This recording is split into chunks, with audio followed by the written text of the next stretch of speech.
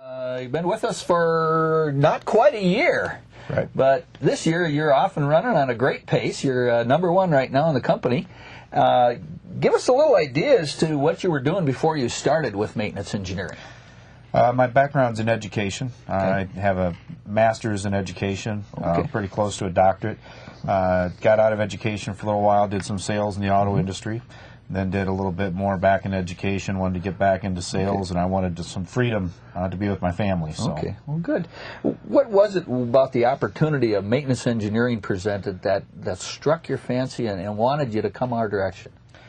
Well, I figured that everybody needed light bulbs, so it's kind of a nice, nice opportunity in that sense. But also, kind of the offer to be able to control my schedule in my life, to be able to not in the car sales you work bell to bell, a lot of long hours, and work every Saturday. So there's not a whole lot of family time left.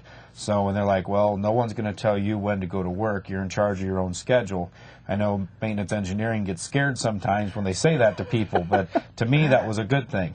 So, give us a little idea. I know you've had some really nice-sized orders starting this year, at least in the first quarter of this year. Give us a little idea what one of the best days that you've ever had in sales while you're with maintenance engineering.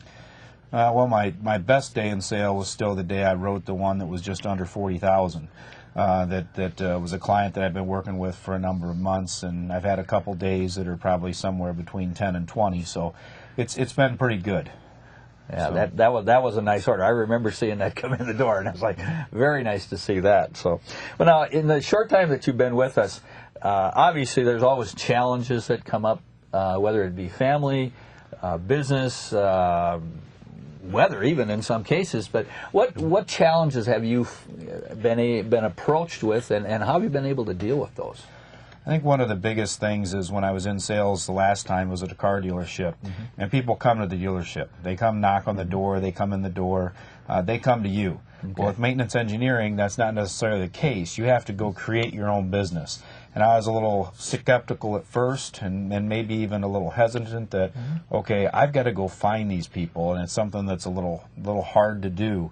Found out that it can be done, and you just have to learn how to ask the right questions in the right way, and it can be done. And we started a new account presentation in February that has made it possible to basically double the number of people that I get in front of on the days when I actually get to go out and sell.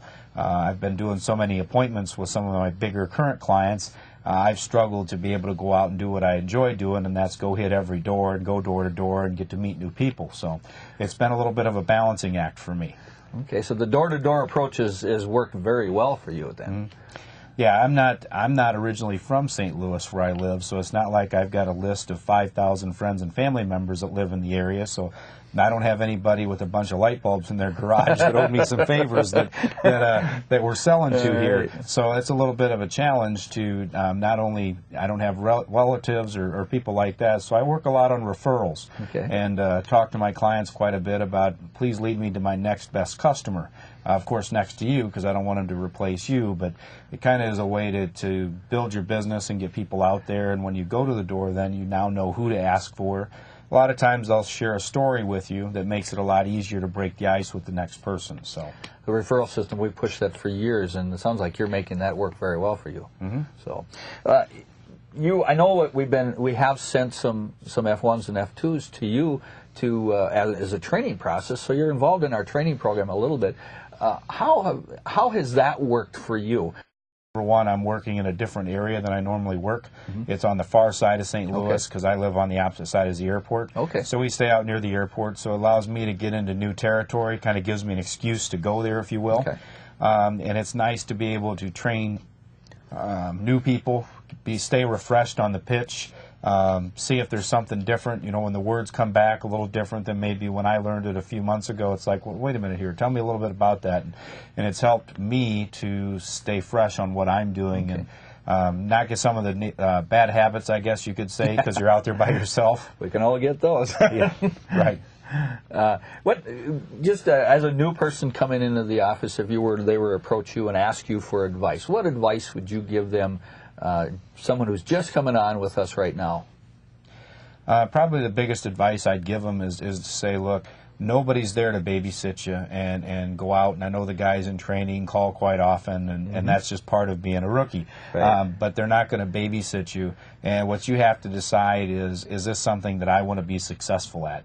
And it's an opportunity that really presents itself. It's your own business, so you have an opportunity to say, okay, this is what I'd like to make this year, and in order to do that, I know I have to do this amount of work and this number of people to go talk to, and just take advantage of it. It's a great opportunity to be able to go out and do that. But laying on the couch isn't going to work. Driving around town isn't going to work if you don't do it in an organized manner. I like to tell the guys and gals that have come out and worked with me, it's not about the number of hours you put in, it's what you put into the number of hours that you work. If you're driving around town staring through your windshield all the time, getting windshield time, you're not talking to people. That's not going to make you money. So you try to limit that time and maximize the time that you're in front of people. So the planning, you stress the planning very strongly, I assume. Okay.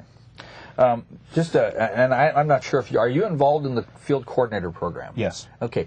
Give us a little thoughts about how that's going to work with your selling system. What my goal is with the field coordinator program is to have a group of individuals who work underneath me that are able to increase the income for my family. My wife and I have talked about getting her involved a little bit on that end of it, just because it allows me an opportunity to cover the area that I'm in. It's a big enough area that one salesperson isn't really enough for any customer or business in an area the size of the geographic area that I live in. So the goal is to get a few people that can work the area, work it well, provide customer service, and at the same time that happens, you know, it's a unique opportunity, because if the people underneath you can get them performing the right way, you can make a pretty handsome override over them. Absolutely. And it doesn't affect their income. That's the thing those people that in the field coordinator program need to hear. Their income's not affected by the field coordinator's income over them. So it's a nice opportunity for everybody. Excellent. Thank you very much. All right, thank you.